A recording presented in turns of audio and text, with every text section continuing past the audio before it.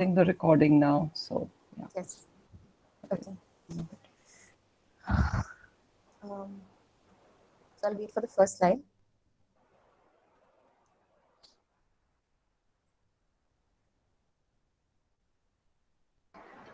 Is the sound okay? Yeah, please start, Prashant. We're all good. All right. Radha, if I are you presenting?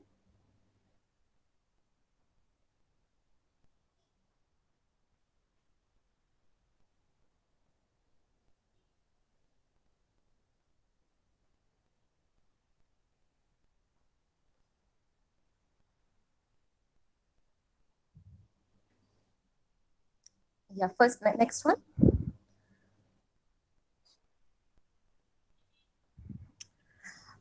Okay, so before I begin, I thought I would just talk a little bit about what all I've been reading and where this presentation is really coming from. So, of course, my master's thesis at CET was about Mughal culture of travel. Little bit of work there, and of course we had some very intense sessions during the Factor Right Here Right Now program in February, but most of this really came together through the pandemic. So of course I understand that this is not a work that has been created under very normal circumstances. It's also something which I would not have worked on, because I personally, because of work, I had to travel so much that I was not a fan of traveling anymore, and like prospect of packing luggage and airports like depressed me and gave me panic attacks. But then of course the minute we were forced to retreat indoors, that kind of changed, even though of course there was a lot of writing about there were these beautiful videos of peacocks dancing and taking over the highways, and the sky is bluer than ever without all the jet fuel pollution, and there were images of monuments which we haven't seen in ages without a single person. And I mean, they looked so beautiful, so pristine. It was difficult not to feel good also at some level about these places getting a little respite for some time. But very soon I had to go back to some form of travel, and the way I did it was mostly I was scrolling a lot through Instagram, and of course I was looking at travel magazines and contemporary travel writing.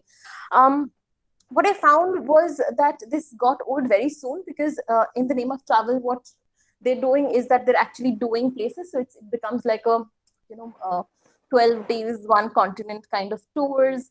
And the kind of images that I would see, that somebody would upload a selfie saying, oh, inside the biggest cathedral in the world. And I would be like, okay, where's the cathedral? And there was this little blurry background, and that was supposed to be the cathedral. And it was all about, there's nothing about the place or the people or the culture or the nature. It was really about inserting yourself into, projecting yourself into this branded luxury lifestyle, which really made me uncomfortable. And it was very recently when we were reading Ashish Nandi in our theory and method class that I realized that he has actually pointed out what this discomfort that I've been feeling.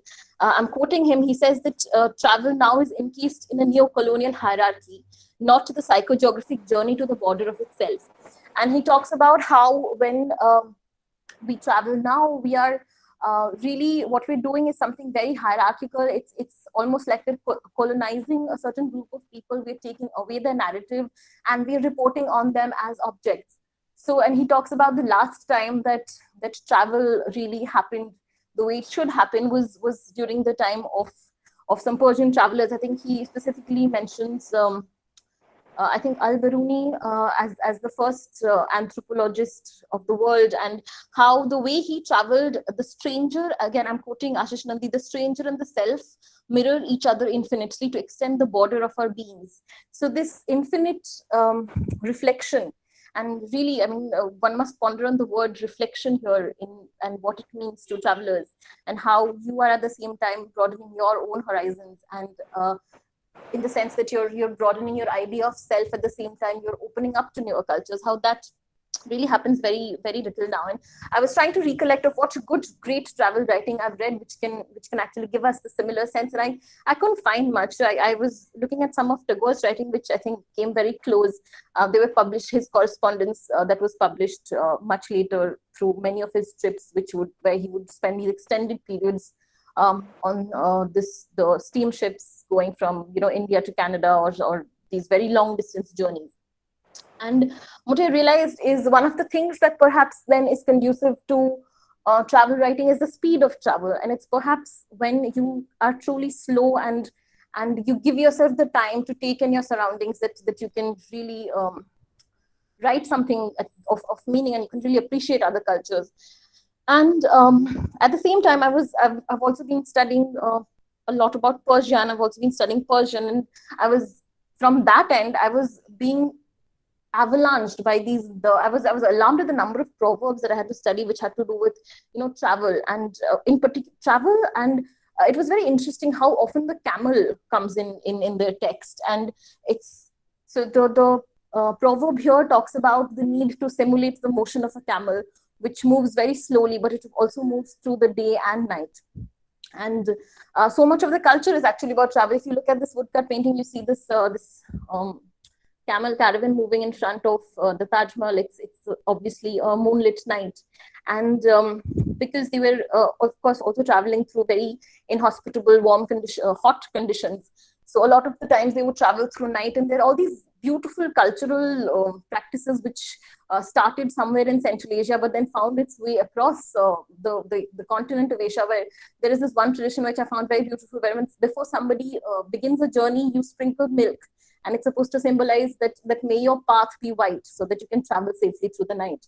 And so I was coming through all of these quotations and cultural little anecdotes, and then I also read Eaton very recently, who talks about warfare. Now, this is important again to travel architecture, is because when we look at travel historically, the two reasons why people have traveled the most are trade and warfare. So perhaps I was wondering, these are all like my theories, very uncooked right now, but in India, what also Eaton points out is that the idea is we already have so much, that the idea has perhaps been to keep what we have. We have a home, we have a hearth, we have a capital, and our endeavor is to keep it that way, to make sure that the neighboring kingdoms stay our allies. So it's a very central idea of warfare, a very centrifugal motion, if you can imagine it like that. Whereas when it comes to the western part of Asia, more inhospitable climates, less bountiful in terms of the resources, and also a warfare which is driven largely by Mamluk slave armies, who have been removed from their homes at a young age. The notion of the home and a hearth is not there, which perhaps gives them this ability to move more elastically through this vast geography that connected them with us, and how they use that to really reach us and be able to share their wonderful culture with us. And especially, of course, what we're looking at is the culture of travel. If you can go to the next slide, please. So I think as architects, of course, what I look at is the architecture of travel. And of course, this would include bridges, this would include coast minars, but the biggest sample is the caravanserai. And these are some lines by Omar Khayyam, where he talks about caravanserai and travel through, I mean, he compares it to life and the cycle of day and night. And I think this sense of rhythm of the day and the night and the caravanserai is something which is so interesting, because even if you were to look at caravanserais in India now, they are set at this roughly 32 kilometers apart. And where does this 32 kilometer come from? I mean, even this is a Persian construct. So, I mean, not only have they shared their architecture with us, in a way they have set the pace of travel for us. Like literally, at the end of 32 kilometers, you saw a caravanserai. You went in there for your shelter, for your rest, because the next one was 32 kilometers away. So you also designed your day and your movement in that particular duration. If you can go to the next slide. So this is an image I found from the National Geographic website. It's meant to educate young children about Silk Road, and it talks about, of course, this is a very simplified version of what the caravanserai is. It shows the caravanserai almost as one identity, and those blue dots that you see throughout the continent, those are supposed to be individual caravanserais, and doesn't look at the regional variations, but of course the elements are pretty well covered, in the sense that because it was about giving people shelter through the night, of course, by people, their animals, their goods, because the highways were fraught with robbery back then. And there were some things which recur. Of course, there is a very strong fortification wall, which is completely solid, completely impenetrable, devoid of any fenestration. There is a very tall gateway, because this is also something that is often doubling up as a watchtower. And It's also very controlled with army, so that who's going in, who's going out, people can keep tab on that. There are usually 1 or 2 courtyards where there are usually more than 1 water sources, one for animals, 1 for people, and then there are these small cells around them where people take shelter for the night. Next slide. Now, in reality, if you were to look at this vast array of sarais from like all across Asia, it's a little more complicated. So there are sarais, the caravan sarais, which are in the country, which are generally charitable, which pilgrims, merchants, army, anybody could use. Then there were the khans, which were happening in the cities, which were urban mercantile institutions, focusing as much on storage of goods as much as people, and giving them shelter for the night. There were kasars, rabats, and fortresses, which were more military outposts, but also doubled up as caravan sarais sometimes. There were fanduks, which were like sarais, but they were chargeable. And there were farudgahs, which were the imperial halls when the king himself was on the move. And they often used interchangeably, and not much attention is paid to this geographical, typological, programmatic nuances. But what is common in all of them, and what I think ties them all together, is the idea of the courtyard. Next slide, please. So there is a lot of contention about where this courtyard form really of the sarai comes from, and it's understandable because there are so many courtyard forms across Asia. But the 2 that scholars have found mostly believable is, one is the Sogdian, the ruins of the Sogdian castles, which may have inspired the sarais, and some people also feel that the house of the Prophet in the Medina, and the first mosque and the courtyard structure, that is what made the sarai this quintessential courtyard structure, because it is again something that we see being repeated throughout the Islamic world. Next slide. So I haven't really gone into details of every single type, but I've just looked at it in terms of the western part of Asia and the eastern part of Asia. Now here we're looking at Arab, Turkish, and very few Egyptian caravanserais. Now, what is very common here is that the courtyard, with respect to the built form, is much smaller, because perhaps it's because of the sun and the very harsh climates, and there is actually more focus on the closed space, which sometimes takes the form not of individual cells but large pillared halls. And while most have a single gateway like this in this conical mukarna vaulted form, which a lot of people feel is something which is a reference to the Arab tents, some of them also have 2 gateways, and this idea of a thoroughfare with markets on both sides passing through. In places where it is more cold, the courtyard is sometimes covered and it becomes more of a central hall. But in the eastern, next slide.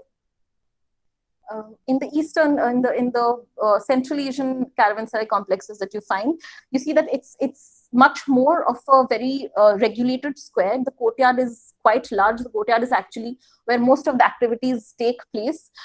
It is often double row. So if you look at the plan on the top left corner, you can see the inner row is actually the inner square is where the travelers would stay, and the outer passageway that is created, that outside of that would be the stables, and even the stables would be within the fortification walls. And these there was also this idea of these very pronounced 4 corner bastions.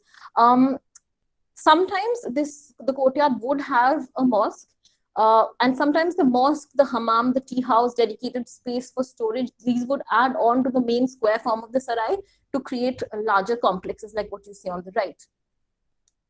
Next slide. Another form that we see very common, and this again remains constant throughout Asia pretty much, is when the sarai moves into the urban center, then it changes in the sense that we are of course operating in a much more constricted space. So instead of a very big square, it becomes a compact square of usually 2 floors, and the lower one is where heavy goods are stored, and the upper one is given to the merchants. If you see the structure on the left, that is actually a water body in the lower part, and this octagonal mosque on the upper part, which is not really used as much as it would be in a country sarai, but it's more like a reference to that structure of the sarai and mosque, which you would find in most country sarais. It kind of it's there as a reference, as something of recall. Also, because this perfect square shape was often not possible to find in the city center, you see in cities that the sarais negotiate whatever space they have to create some of these very irregular forms. And of course, the animals do not get entry into the sarai. The animals, the pack animals, are left outside of the city. So this is only for human use, unlike those sarais that we saw before. Next one. This is just some interior of how even until very recently, a lot of these sarais were being used for storage space. The one on the right is something that you would find in Central Asia, and something that you'd also find in India in a little altered form. And the one on the left is the kind of khans that you would find in the western part of Asia, multiple stories. What's also interesting in khans is that because the structure is already moved inside the city and is already protected by the city wall, the idea of fortification is diluted. So you see that it's much more transparent outer skin. So the bastion are gone, and it's not a solid wall. So the rooms become light and airy and better and more suitable for longer periods of stay. Next.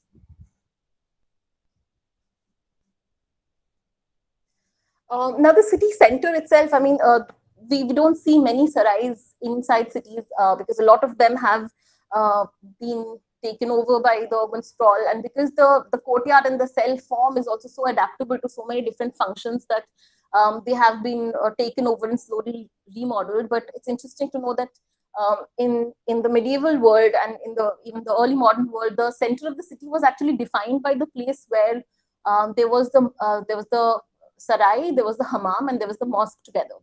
And because there was the sarai, or sometimes like in the left, we have the street from Aleppo where there are more than eight, 9 sarais. Sometimes one sarai would accommodate merchants carrying one particular good. So, you know, like something like a Katra Neel. So maybe there would be one sarai which is only giving shelter to merchants trading in indigo. And because of all these merchants coming together and all of these sarais coming together, the market street, the central market spine of the city would form.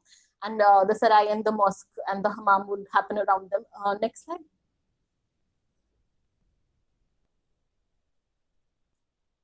Next. Yeah. So when the sarai form reaches India, really a lot of this complexity is gone. Of course, Babur and Humayun do not construct many sarais because it's much more volatile, the atmosphere, and they don't really have the kind of political stability that it requires for an emperor to start paying so much attention to commerce and to travel. And Akbar starts making the sarai. So the one on the left that we see is the sarai in Fatehpur Sikri. It's just outside Hathipur. So we see this is very similar to the Safavid sarai, that it's got the very square form, a single high portal. But we also see that there are 3 stories of rooms that we see towards the rear end, where the rocks rise, and you can see Jama Masjid beyond that. And in Kashmir, we also see this strange experimental form, because of course they're working with new materials and new topography and new geography. And while there are many caravanserais in Kashmir, none of them really work very well. They're firstly very small because of the limited flat land, and they also don't get as lime of the quality they want. So we find very interesting paragraphs in Tuzuk-e Jahangiri, where Jahangir is cribbing about how he can't stay in the sarai, and he had to tent out in the cold because the sarai is smelling of lime. And then on the right, we see the Khan form, which we also find. So this one is Azam Khan sarai in Ahmedabad. Next slide. Next. So the Azam Khan is it's a quintessential Khan. If you look at the plan on the right, you can see those 2 big circles are the 2 bastions of the Bhadra fort entrance, and the sarai works around that bastion. And it's also interesting because this is, I think, one of the very few sarais I've seen where it actually has an underground chamber just below the entrance portal, where it is believed that the most valuable goods were stored, and it's also double height like most sarais were. There is no separate water source or mosque in the center, because this was also happening in the center of the city, and these were available elsewhere. If you look at the plan of the market street on top, you can see that this is actually very close to the Jama Masjid. Next. And this Khan form I found in only one other place, which is Surat. So the building on the right, the lower two floors were constructed by Jahanara. And then, of course, the later part is the recent addition. This is now, I think, the Surat municipality office runs from this building. And Jahanara, of course, would have built it because she herself had two ships that were sailing from the port of Surat, taking care of her export business. And we also know that in the layout of Shahjahanabad, at the junction of Chandni Chowk, Jahanara had constructed a hammam and a caravanserai facing each other. Next. But by the time we reach Jahangir's period, we see that the Mughal Sarai form is already very standardized. It is this one prototype which is being repeated over and over again. So it's a perfectly square form with, it retains the corner bastions from the Safavid Sarais, but it has also got the thoroughfare idea, which is a more Ottoman idea, where it has two gates facing each other, directly opposite each other, connected by this path on either side of which the merchants who were staying here could also set up stalls to participate in the formation of the market street. On one quadrant of the sarai, we usually find a mosque. In this particular sarai that I've shown here, the Noor Mahal Sarai, we also see a little hammam and another additional water body connecting the hammam and the sarai. There are usually two sources of water, two wells, one for animals and one for human consumption. What is interesting here, if you look at, so there are the, okay, on the top and the bottom, there are the two gateways, and on the right and left of it, you see this little thing that's happening in the center. That is actually the imperial chamber. Now, what the Mughals do very smartly is that they make a different size of the cells. So instead of the regular cells, the 128 regular cells throughout the sarai, they make this one larger section with 3 cells, which also have another floor above, which is for the imperial use. So then they don't have to make separate farudgas and separate sarais for commoners. So, but in the process, what they also end up doing is that they make this typology, which obviously has a very Islamic history, but it's a very secular and a very democratic monument, which acts as this equalizer between the king and the people. If you think about the different typologies that we see through the Mughal world, I think this is the only one where a common traveler and the emperor himself would find themselves on a night sharing the same 4 walls. Next. Yeah. And of course, all of these combinations of rawats and sarais and caravanserais are spread across the Asian subcontinent. What they all do manage is to create this very high recall value in terms of their elevation. Next slide. Because if you're a traveler, you need to know what, no matter what, there were people who even started in Turkey and went all the way to China. And of course, it's almost like having that same motif in a motel or a highway pumping station. And it had to be something that every traveler would recognize from a distance. So all of them, no matter what the intricacies are inside, from the outer elevation, at least, they all look pretty much the same. They had this very strong fortified look, which gave you this sense of security in the middle of nowhere. So here, I mean, there are sarais from Kashmir, from Punjab, from Afghanistan, Iran, I think Syria. So, and all of them have this similar elevation. Next. So, and this is an elevation that you can imagine after a whole day of journey on foot with this huge caravan, what kind of relief you would find, what kind of relief you would feel when you saw this silhouette loom in the horizon. And what would happen is that as the last caravans went in, they would close the gates and they would blow the trumpet. And next morning, again, the trumpet would be blown and the gates would be open. And in this interim period, everybody that was inside, their animals, their goods, it was all the responsibility of the state. And it was very heavily patrolled by security. And so people would go in, they would register, they would find themselves a set of rooms. And while Typically, the traveling servants would set up the room, get some bedding, get some food. Somebody would take the horses to be reshod. So, of course, there was a little carpentry, there was a little ironsmith working in his corner to shoe the horses, to take care of any joinery in the cart that would have maybe come loose through the journey. And then the master would go to the hammam, maybe take a bath, offer prayers. There was always the mosque. And then by the time they came back, the food would almost be ready. And I think this is actually the time which is I find most fascinating, the sarai at night. And because it's practically the exact time and the exact place where cultures are coming together. It's quite easy to imagine a number of fires in this sarai courtyard where obviously people would share food, they would offer it to each other. Maybe if they liked something, they'd tell their servants to pick it up from the chef. There were traveling musicians who would learn from each other.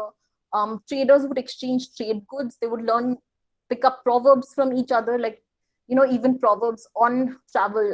I found that there is this famous Farsi proverb, "Dera hai turist hai," which of course has been translated in Urdu as well. So even languages, idioms, customs, ideas, everything was being exchanged in the night in the sarai. And if you were to think about these Persian scholars that Ashish Nandi also talks about, who really take travel very seriously, this is also a time where you'd find them sitting somewhere in the corner, taking their notes and writing down what they have seen through the day and really contemplating. Okay, next slide. Yes, there are like lots of images of the sarai entrance through the day, through the night. I won't go into details of that, just to give you an idea. Next slide. Yeah, next. In terms of what else it did, why else the sarai significance? Of course, the primary significance is, I think, the fact that it enabled this sharing of cultures, that it became this melting pot of cultures and sharing sharing ideas. But of course, there are several other things that it did. It, I think, enabled the idea of empire itself, in the sense that an empire as vast as the Mughal Empire could only exist because each corner of it was connected by this splendid highway system that they made. And that, while that allowed them to create this vast empire, it also, the smaller microcosms that they created every 32 kilometers with this little cluster of the sarai, the Qos Minar, the Baoli, the bridge, these microcosms enabled them to break down this very overwhelming expanse into daily attainable smaller sections. Next.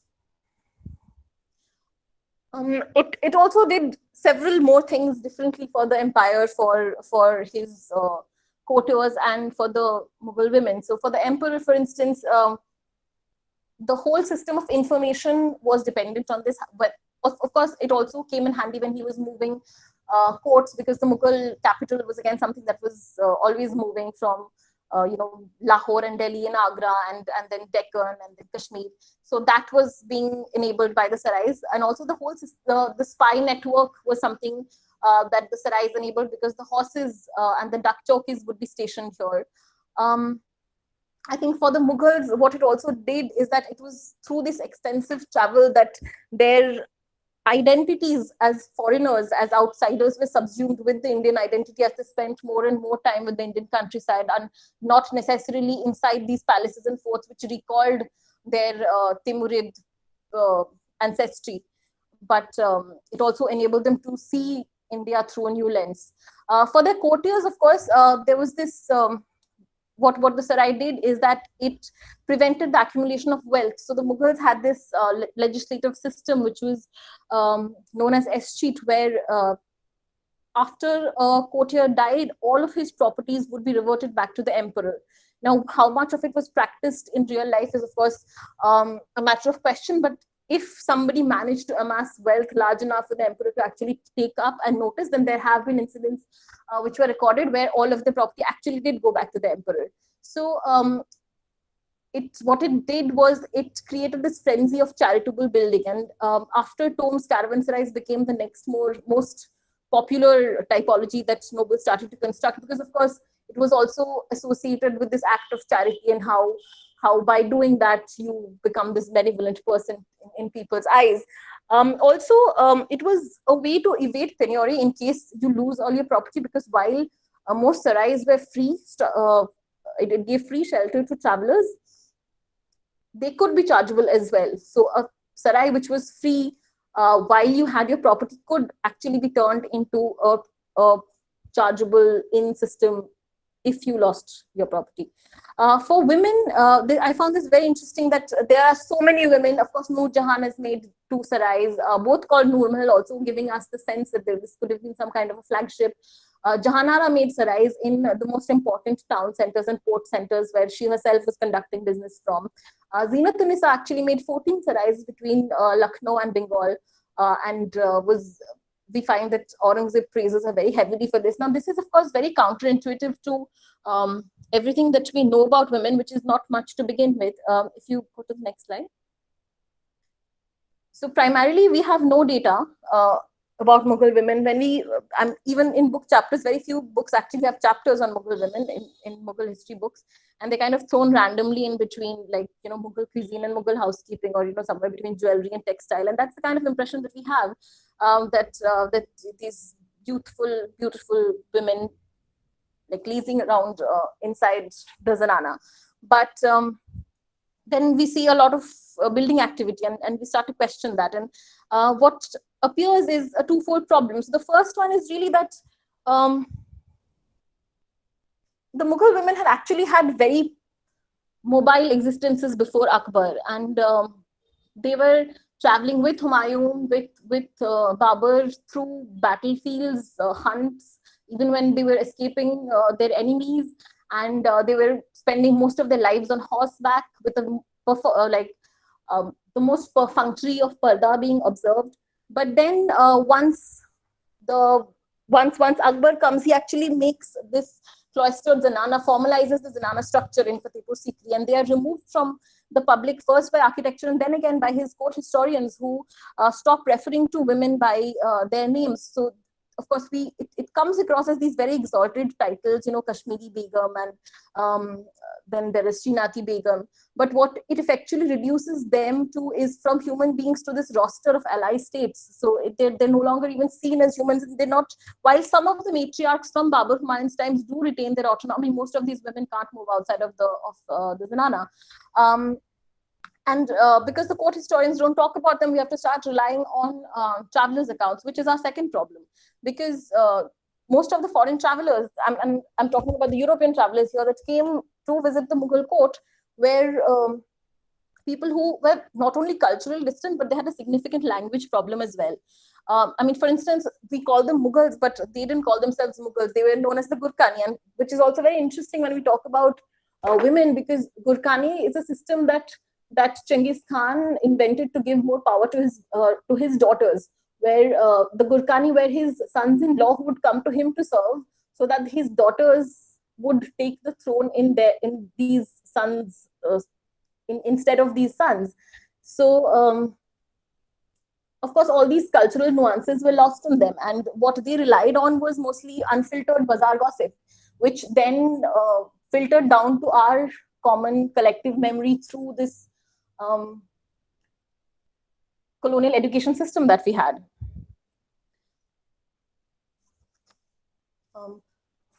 Are we running out of time?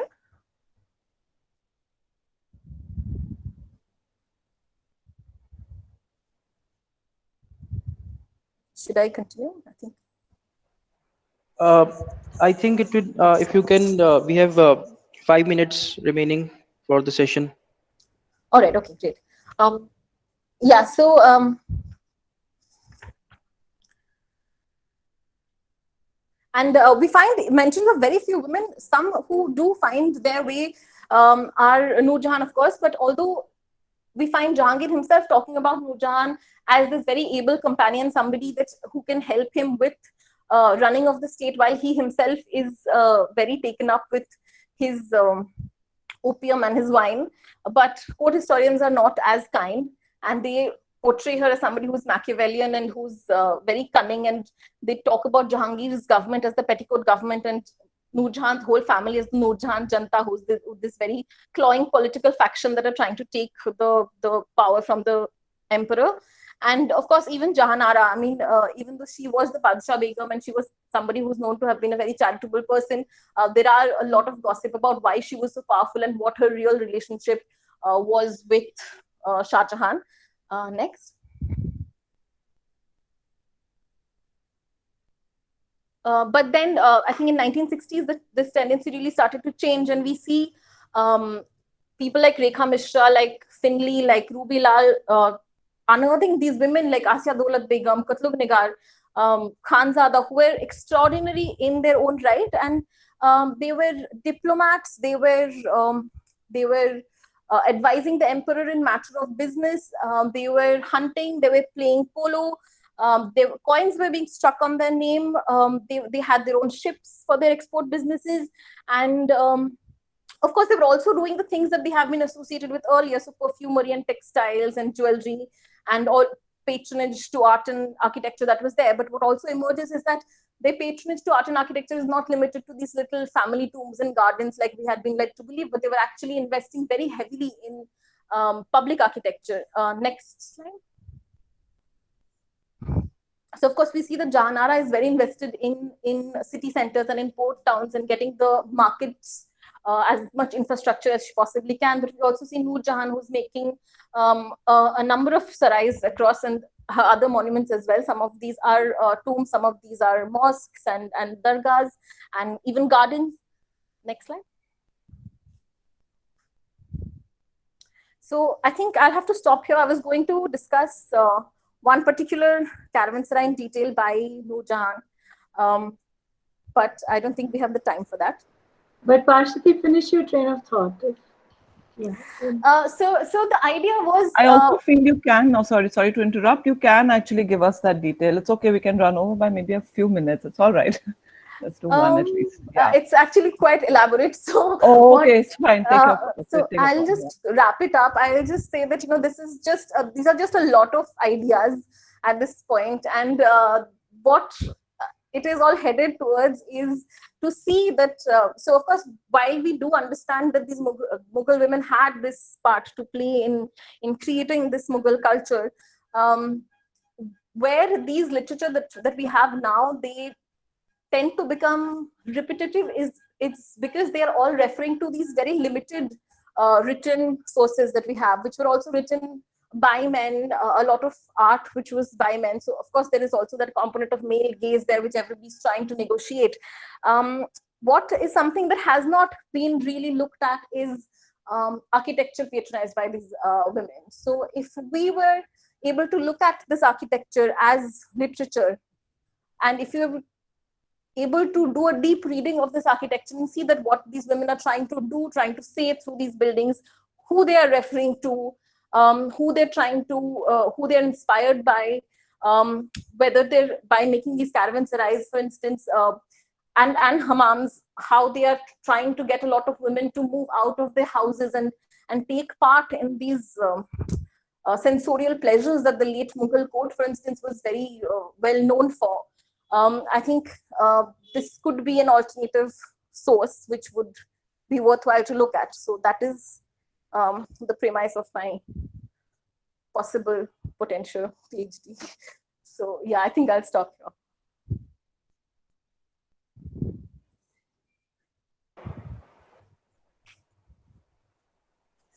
Thank you, Parshati. I think we see here, some beginning of welfare state, the idea of a welfare state. So now I'll open the stage for questions from the audience. You can put on the chat box or you can directly ask Parshati.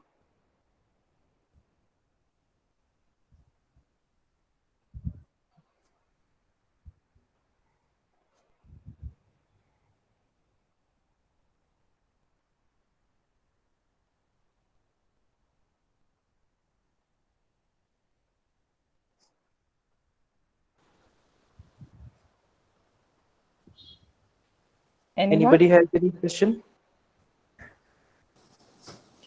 Parshati, I just want one, this is more like a query. Can you explain the title to me, the title of your proposition? Okay. Okay. So the idea was, of course, I didn't really get to talk about the caravanserai as much detail as I would have liked. But the idea was to introduce people, because a lot of people don't even know that this typology exists, because we only study about forts and palaces and some gardens. So the idea was that this could be a gateway into understanding the Sarai typology, and then the Sarai typology itself could lead us to a better understanding of Mughal culture and the role women had in particular.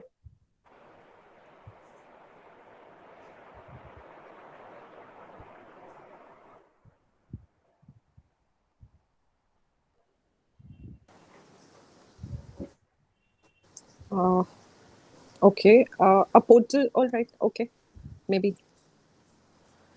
And one quick suggestion that I could just give you. I mean, it's a good presentation. You've taken us through the good visual journey, but nowhere has the due been given to the people who have, who are behind these photographs.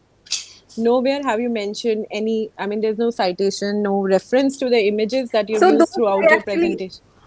yeah. So sorry to interrupt you there. I had actually done all of that this morning, and I have that in my laptop. Unfortunately, my laptop is restarting for the umpteenth time now, and I have not been able to present. So I'm still. This is the PPT that I had sent to myself as backup last night. So that is not Okay. good. All right. Okay. But I think as a journey, you're striving to kind of jump into the realm of PhD, and it is Yes, yes, like a process. absolutely, It becomes absolutely. part of your process, and I mean, it's not something to be done separately. As you work along, you move along. Good, congratulations, and my best wishes. Yeah. Thank you so much.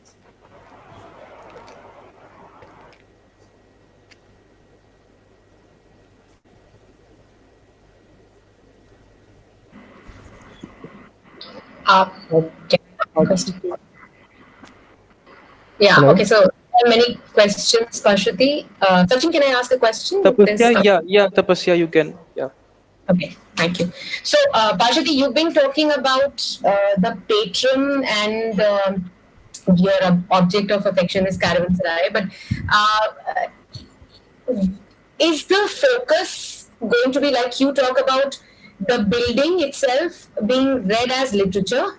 So I'm just trying to understand. Eventually, are you going to look at the relationship of the person's agenda and what they do to the literature, like how we say the bias of an author in a book, or are you going to look at how we can actually see different typologies or the other different activities that the patron has done, but how this particular thing has a character? I mean, are you focusing more on that book or the author is what my question is. I'm not sure it's clear, but yeah, So I'm no, interested. I am no, I think I understand what you're asking. I think the focus is the author. Um, I definitely want to look at this as a method primarily in which we can read buildings, so that we're not necessarily limiting this to a study of Mughal buildings, but as a process, it can then perhaps be used for other building typologies as well that have been constructed by female patrons.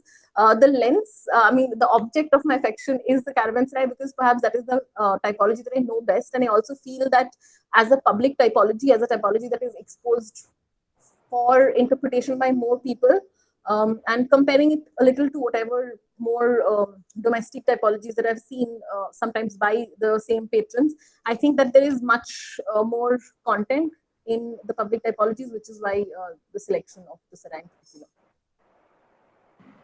Thanks. Himanshu, you wanted to ask?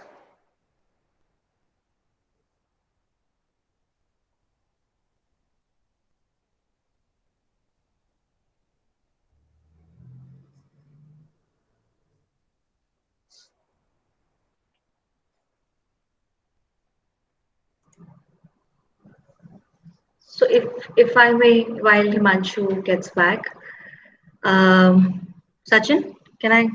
Yeah, sure. So, Parshati, so I just very minor kind of of course, I mean, you have a better understanding of the, whole plan in place. But we started with understanding the Sarai, and then internationally, nationally, and patrons and everything, and then we came into gender. So how exactly is gender the focus, or is it one of the aspects that you're looking at, and how does it fit into the larger inquiry? I think gender is important because when we talk, like for instance, if we were to look at the caravanserai to get more information on the emperor, for instance, or his courtiers, and I think enough information is already there. So it's not really a lot of new information that we're getting. It's only when we look at caravanserais through the as monuments patronized by women that we start getting more new content. So I think that's where the focus ultimately would be.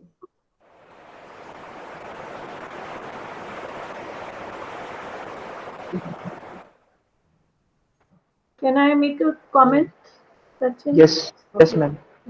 So I think it's a very, interesting topic, and also because the typology is lost in a way, though the idea of travel isn't. The idea of travel has, a lot of layers you can unpack. The psychology of travel, the philosophy of travel, life as a journey, and finding oneself, and going out to find oneself, and the contradiction and the paradoxes that it has.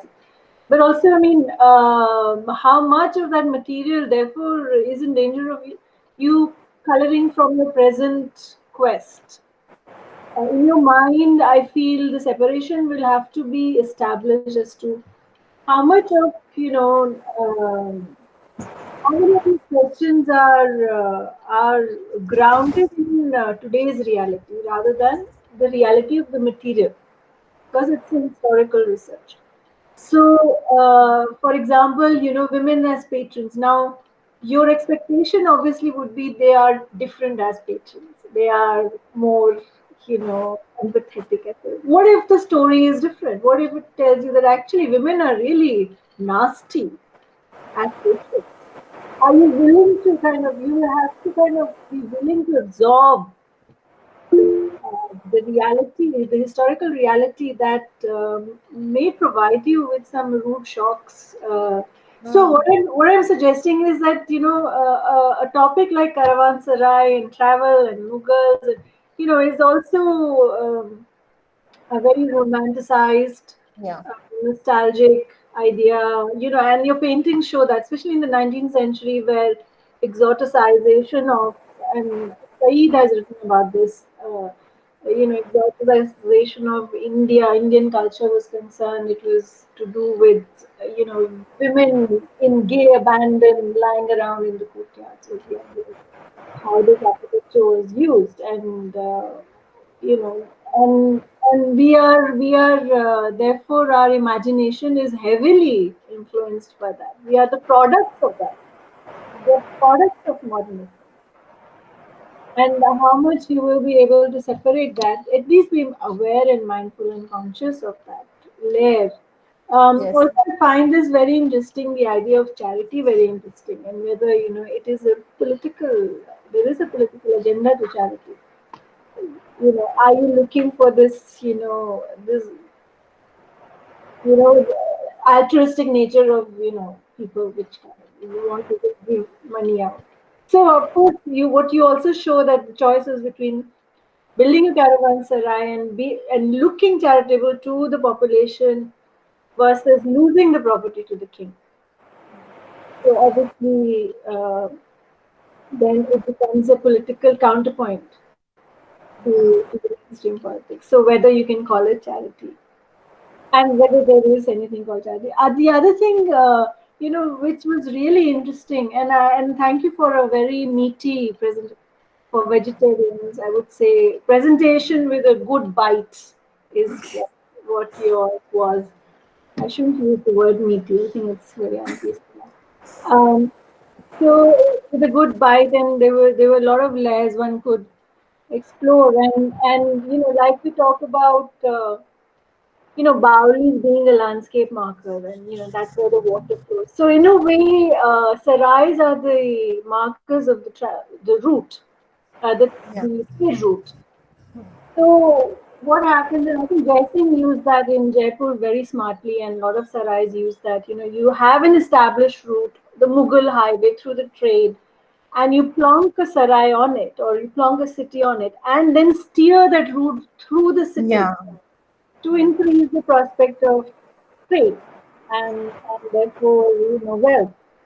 So that's a I think very it also goes hand in hand. I mean, I think we see spikes in caravanserai building when there is peace and prosperity, and then the caravanserai brings in more prosperity. And I think it's a very interesting cycle also that Mughals and then the smaller all the states around them also start doing. Yeah, I mean there's actually so much on Mughal sarais to unpack, and I think also because a lot of this information is not something that I've read before.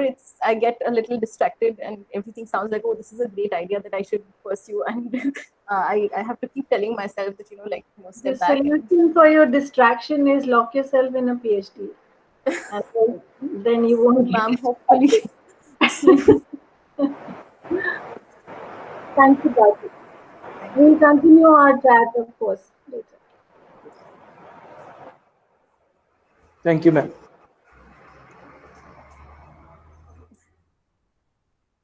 So I think we will conclude this session now. Uh, so thank you, Parshati, for uh, bringing the audience's attention to this category of architecture. And I'm sure you also have gained a lot from it, from the feedback that you have got. And so thank you, Sobia and Raza, for behind the organization and the administration. And we will eagerly wait for the next proposition. We'll come back with another interesting speaker. So thank you, everyone. So we'll Yeah. meet again soon. Thanks, everyone. Thank you so And much. yeah, 2 weeks from now, I think it'll be Srijani and Srijani Hazra, also from Sushant School of Art and Architecture. All right, thanks and Thank you. bye.